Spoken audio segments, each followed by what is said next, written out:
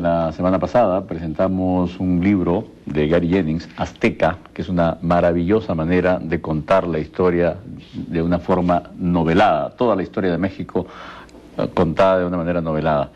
En el Perú, lamentablemente, no tenemos un libro como ese que cuente toda la historia del Perú de esa manera. Hay algunos esfuerzos aislados sobre determinadas épocas de la historia de nuestro país.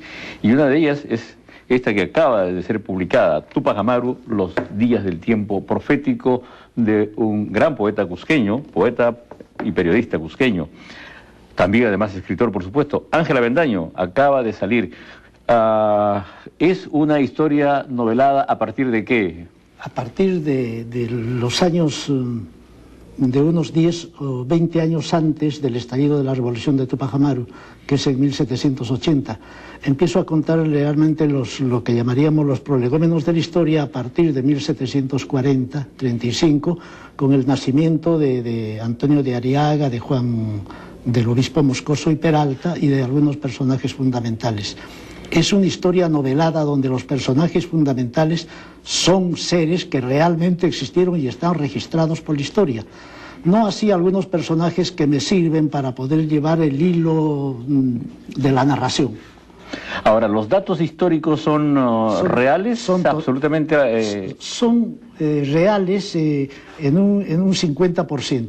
En el otro realmente son datos con los que imagino que debieron irse sucediendo los acontecimientos para tratar de reponer la historia como fue, porque la historia verdadera, la historia documentada, no se refiere absolutamente a esos lapsos, porque como todos sabemos, toda la documentación referente a la revolución de Túpac Amaru fue prácticamente ocultada por la administración colonial española.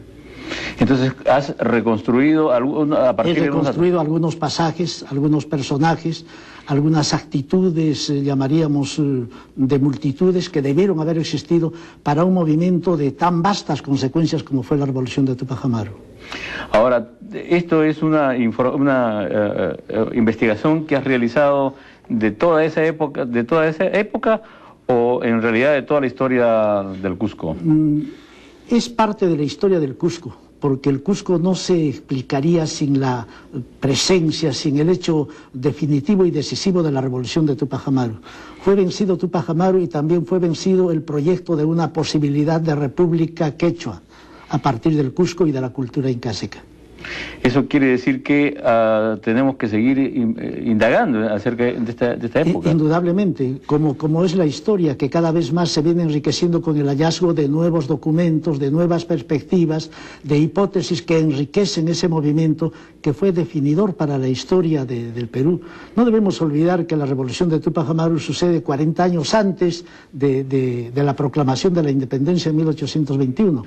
Tanto que el hermano menor de Túpac Amaru, Juan Bautista Túpac Amaru, asiste es testigo de la proclamación de la independencia. Él, claro, viene de la prisión de Ceuta, es acogido por los españoles, está en Buenos Aires en 1824-25, vuelve a Tungazuca y se regresa a Buenos Aires por el trato que le prodigan los argentinos, que le dan una pensión especial, le dan todas las comodidades con la condición de que escriba sus memorias, que es uno de los primeros libros que aparece sobre la revolución de Túpac Amaru, las memorias de Juan Bautista Túpac Amaru o 40 años de cautiverio, un libro realmente conmovedor, estremecedor.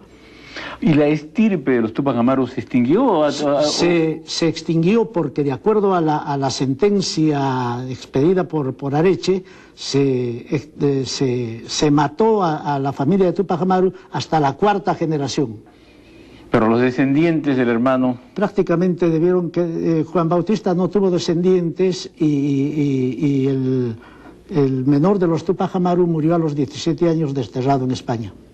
Fernando Túpac Amaru, el menor, el niño a quien lo obligaron a pasear debajo de los cadáveres de sus padres cuando la ejecución de Túpac Amaru el 18 de mayo de 1781. ¿Cuáles son las referencias, los datos que has utilizado para este trabajo? Los datos fundamentales son los índices cronológicos de los personajes fundamentales. En este caso, José Gabriel Tupac Amaru, Micaela Bastidas, Juan Bautista Tupac Amaru, algunos capitanes tupacamaristas, Antonio Bastidas, José Verdejo, el mismo Antonio Blitas, que fue el que hizo de verdugo para ejecutar al corregidor Arriaga. Arriaga, ¿no? Antonio de Arriaga. Luego, los personajes, Juan Manuel Moscoso y Peralta, el obispo de tan nefasta y anfibológica conducta, por decirlo menos, en el proceso de la revolución, el mismo Antonio de Arriaga, Antonio de Areche, ¿no? Y se sobreentiende el reinado de Carlos III, que es en ese periodo donde estalla el movimiento revolucionario. Todo el resto de las pequeñas cosas, las reacciones, llamaríamos ahora sociológicas, son cosas que las he ido imaginando para completar la historia. Tiene este libro fundamentalmente un objetivo: el crear conciencia de la importancia del movimiento de Tupac Amaru en la formación de la nación peruana. Hasta ahora seguimos escindidos entre quechuas y mestizos, o entre serranos y costeños. Y ese fracaso de esa revolución, el develamiento de la revolución de Tupac Amaru, trae como consecuencia la actitud de cierto miedo, de temor de la masa indígena. Porque de acuerdo a la sentencia que hay, transcribo en forma novelada fragmentos, ¿no? El objetivo de los españoles al ejecutar a Tupac Amaru era sentar un precedente, un escarmiento de por vida, claro, ¿no?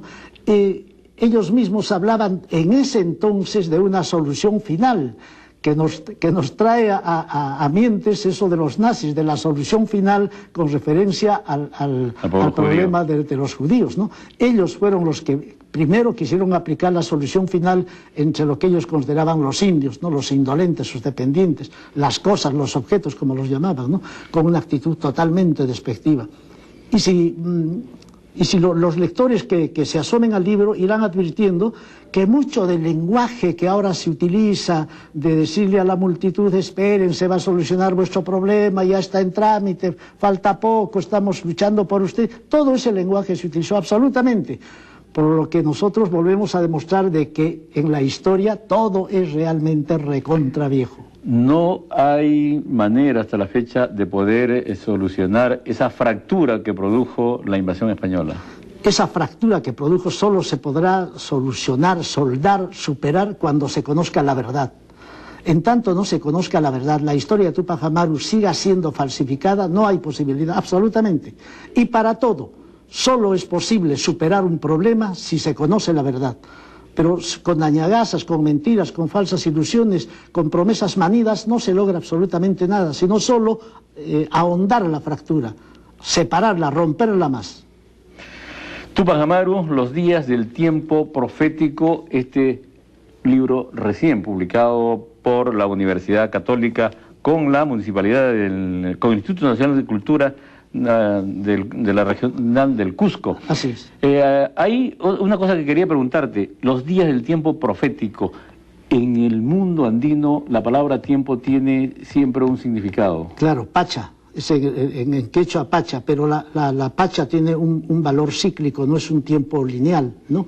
Y el primero que preveyó, que se proyectó de que era posible la libertad para los quechuas fue Tupac Amaru, porque habló de clara y simple libertad. Acá, por ejemplo, hay una falsificación histórica.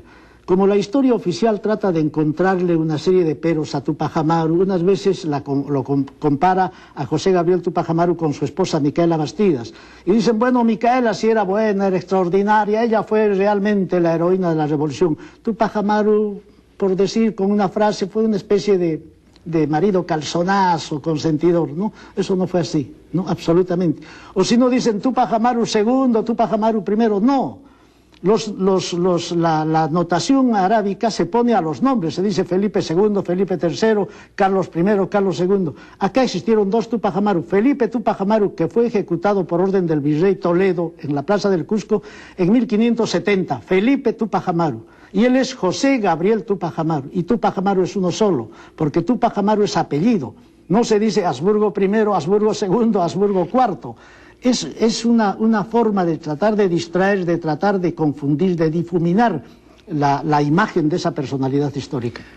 Todo eso está aquí, en este libro, de Ángel Avendaño, Tupac Amaru, los días del tiempo profético. Gracias, gracias Ángel, como siempre. Muy gentil, a ti las gracias.